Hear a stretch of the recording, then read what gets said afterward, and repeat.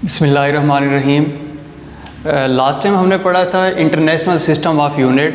Punjab text book board के मुताबिक ये हमारा जो टॉपिक है 1.3, इसमें हमने लास्ट टाइम इसका फर्स्ट पार्ट पढ़ा था जिसमें हमने डिस्कस किया था इंटरनेशनल सिस्टम ऑफ यूनिट्स क्या होता है और उसकी कितनी टाइप्स होती हैं।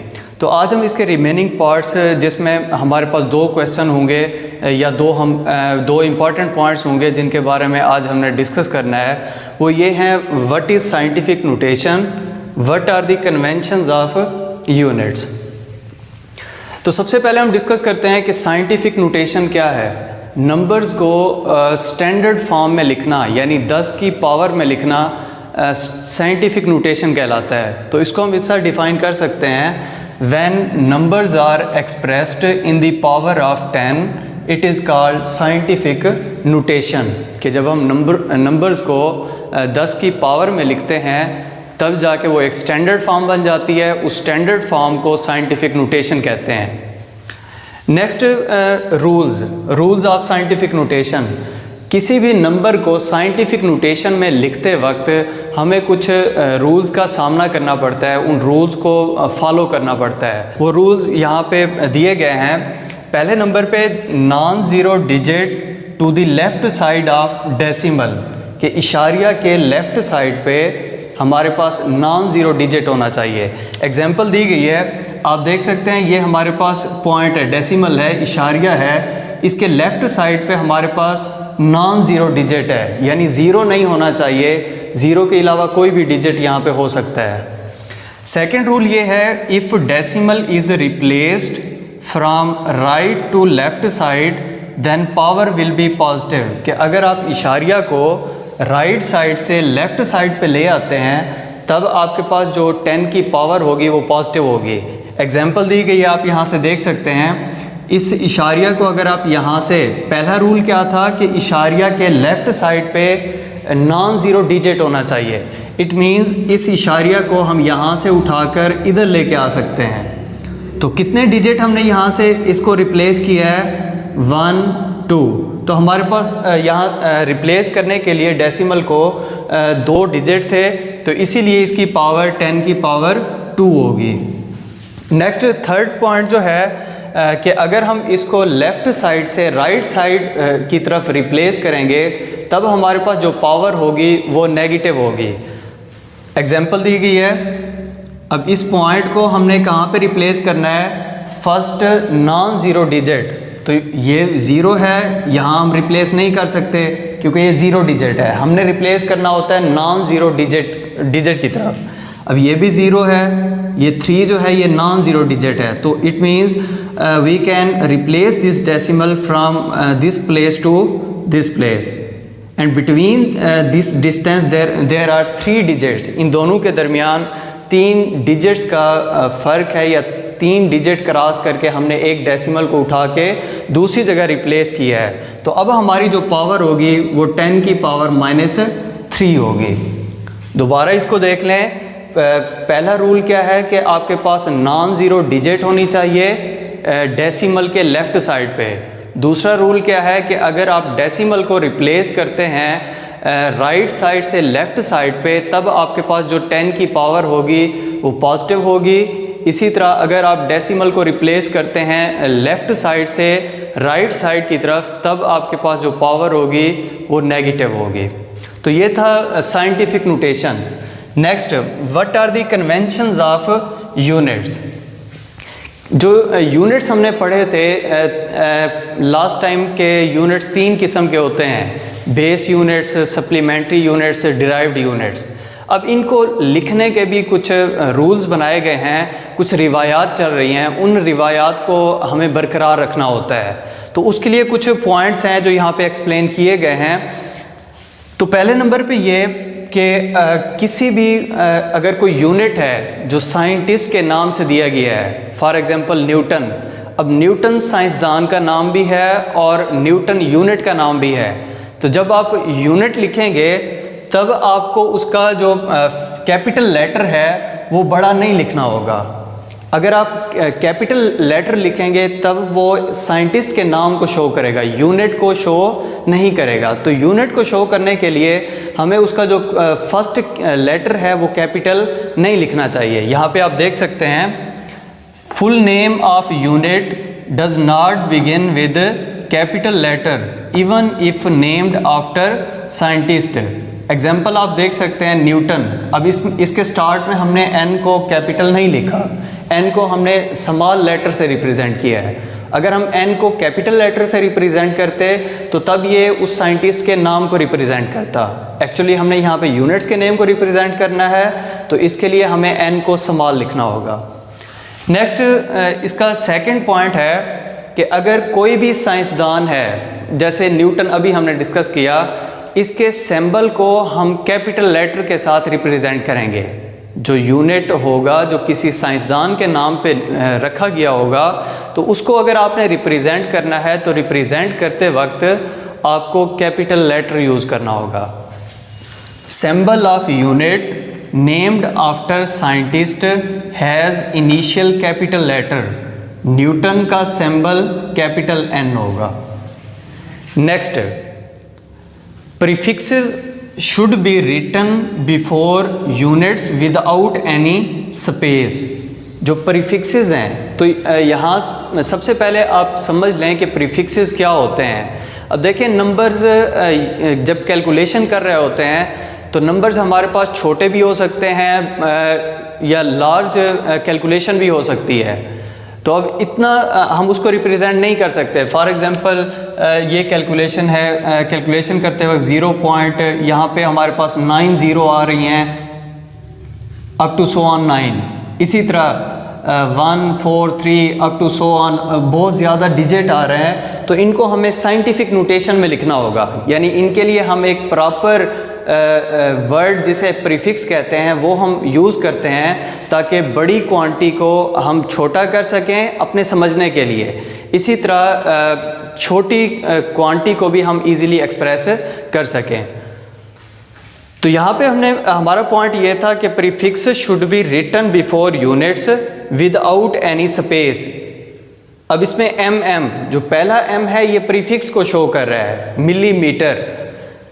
अब कहा क्या गया है कि जो यूनिट है आपका, उस यूनिट से पहले आपको प्रीफिक्स लिखने होंगे। तो हमने वैसे ही किया, मीटर बेस यूनिट है और मिली जो है ये हमारे पास प्रीफिक्स है, तो प्रीफिक्स को हमने यूनिट से पहले लिख दिया है। Next, combination of base units with other units must have space. कि जब आप बेस यूनिट को किसी दूसरे यूनिट के साथ मिला रहे होते हैं तब आपको दरमियान में स्पेस रखनी होती है। एग्जाम्पल आप देख सकते हैं, न्यूटन मीटर। तो न्यूटन और मीटर के दरमियान, मीटर क्या है, बेस यूनिट है, और न्यूटन जो है ये डिराइव्ड यूनिट है। तो जब इन दोनों को हम कंबाइन करेंगे तो हमें दरमियान में स्पेस रखनी होगी। Next, compound prefixes are not allowed. कि आप प्रीफिक्सेस को एट अ टाइम 2 बार यूज़ नहीं कर सकते। फॉर एग्जांपल mm, ये भी मिली को रिप्रेजेंट कर रहा है, ये भी मिली को रिप्रेजेंट कर रहा है। अब मिली जो होता है 10 की पावर -3 के इक्वल होता है। मिली 10 की पावर -3 के इक्वल होता है। इसी तरह साथ में दूसरा भी हमारे पास मिली है, तो ये भी 10 की पावर -3 के इक्वल होगा। अगर इनको हम समराइज़ करें तो आपके पास आंसर 10 की पावर -6 आएगा। अब जो 10 की पावर -6 है ये माइक्रो के इक्वल होता है। माइक्रो भी एक प्रीफिक्स है। ये पंजाब टेक्स्ट बुक बोर्ड के में दिए गए हैं, एक टेबल बाकायदा दिया गया है, तो वो आप वहाँ से देख सकते हैं। तो 10 की पावर -6 ये इक्वल होता है 1 माइक्रो के। तो कहने का ये मतलब कि बजाय इसके कि आप प्रीफिक्स को 2 बार यूज़ करें, आप वहाँ पे एक प्रीफिक्स भी यूज़ कर सकते हैं। तो मिली की जगह पे आप माइक्रो यूज़ कर सकते हैं। Next, when multiple of base unit is raised to power, power applies to the whole multiple. कि अगर बेस यूनिट्स आपके पास हों और उसकी कोई पावर हो, तो जो पावर होगी वो दोनों बेस यूनिट्स के ऊपर अप्लाई होंगे। वो बेस यूनिट्स जो मल्टीपल हो रहे हैं। एग्जाम्पल आप यहाँ से देख सकते हैं, किलोमीटर स्क्वायर, हमने क्या कहा था कि बेस यूनिट्स का आपके पास मल्टीपल हो। किलो जो है ये भी बेस यूनिट है, इसी तरह मीटर जो है ये भी हमारे पास बेस यूनिट है, इन दोनों का मल्टीपल। अब इसकी पावर आ गई है, तो पावर जो है ये किलो की पावर अलग होगी और मीटर की पावर अलग होगी। अब किलो 10 की पावर 3 के इक्वल होता है, 10 की पावर 3 ऊपर हमारे पास स्क्वायर है। अब मैथ के में एक रूल है जो हम जानते हैं कि पावर की जो पावर होती है वो आपस में डायरेक्ट मल्टीप्लाई हो जाते हैं। 3 को 2 के साथ हम डायरेक्ट मल्टीप्लाई करेंगे तो आपके पास 10 की पावर 6 आ जाएगा। दोबारा इसी पॉइंट को देख लें कि अगर आपके पास बेस यूनिट मल्टीपल फॉर्म में आ जाएं, जैसे इस एग्जांपल में किलो जो है ये मास का यूनिट है और मीटर जो है ये लेंथ का यूनिट है, दोनों बेस यूनिट हैं। अगर तो बेस यूनिट आपके पास मल्टीपल फॉर्म में आ जाएं तो उस वक्त उसकी जो पावर होगी वो पावर हम अलग अलग से लेंगे, किलो की पावर अलग ले लेंगे, मीटर की पावर अलग लेंगे, तब जाके हम इसको ईज़िली सॉल्व कर सकते हैं। इसी तरह मुख्तलिफ जो प्रैक्टिकल वर्क हम करते हैं उसमें डिफरेंट इंस्ट्रूमेंट्स के लिए हम डिफरेंट यूनिट्स लेते होते हैं। फॉर एग्ज़ाम्पल स्क्रू गेज की अगर आप बात कर लें तो उसमें हम जो जितनी भी कैलकुलेशन है उसका आंसर हम मिलीमीटर में लिखते होते हैं। इसी तरह वर्नियर कैलिपर्स, अब ये भी एक इंस्ट्रूमेंट है, इसकी जो कैलकुलेशन है वो हम सेंटीमीटर में लिखते होते हैं। और भी बहुत ज़्यादा इंस्ट्रूमेंट्स हैं जिनके लिए हमें एक स्पेसिफिक कन्वेंशन, यानी अब तक वो रिवायात चल रही हैं कि हम उसी यूनिट्स में उसकी कैलकुलेशन करते हैं, तो हमें भी उसी चीज़ को फॉलो करना होगा अपने रिज़ल्ट को बेहतर बनाने के लिए। तो ये थे कुछ पॉइंट्स जो एक्सप्लेन कर रहे हैं कन्वेंशन ऑफ यूनिट्स को। नेक्स्ट कुछ इम्पॉर्टेंट MCQs हैं, उनको देख लेते हैं। पहली MCQs है 6400 इन साइंटिफिक नोटेशन, कि आप 6400 को साइंटिफिक नोटेशन में कैसे लिख सकते हैं। अगर तो ये जो रूल्स हमने पढ़े हैं साइंटिफिक नोटेशन में, अगर इनकी आपको समझ होगी तो आप इसको इजीली कर सकते हैं। तो अब देखें, स्टार्ट में हमारे पास पॉइंट इस जगह है। अब पहला रूल क्या था कि हमें पॉइंट को नॉन ज़ीरो डिजिट पे रिप्लेस करना होगा। तो इट मीन्स हम इस पॉइंट को यहाँ से उठाकर इधर लेके आ सकते हैं। अब दरमियान में कितने डिजिट हैं? 1 2 3। और इशारिया हमारा कहाँ से कहाँ आया था? राइट टू लेफ़्ट आया है। और हमने ये रूल पढ़ा है कि जब राइट टू लेफ़्ट आएगा तब हमारे पास जो पावर है वो पॉजिटिव होगी। कितने डिजिट वो चल के आया है इशारिया? 3 डिजिट। तो हमारा आंसर क्या होगा? 6.4 मल्टीप्लाइड बाई 10 की पावर 3। तो ये इसका करेक्ट आंसर है। इसी तरह दूसरा आप MCQs आप देख सकते हैं, 1 micro is equal to dash. अब जो माइक्रो है ये 10 की पावर -6 के इक्वल होता है। उस टेबल से रिलेटेड जो प्रीफिक्स का टेबल है आप बुक से देख सकते हैं, उसमें से डिफरेंट MCQs पेपर में आते होते हैं। तो इसका जो करेक्ट आंसर होगा 10 की पावर -6 होगा। Now I am going to summarise this lecture in short. Today we discussed the remaining part of international system of units. These were the important points about which we study today. What is scientific notation? What are the conventions of units? So first of all, what is scientific notation? If we represent the numbers in power of 10, or we can say that if we represent or express the numbers in standard form, then the numbers are called scientific notation. There are some rules of scientific notation. The first one is non-zero digit to the left side of decimal. Second point is if decimal is replaced from right to left side, then power will be positive. and if it is replaced from left to right, then the power will be negative. Next, convention of units.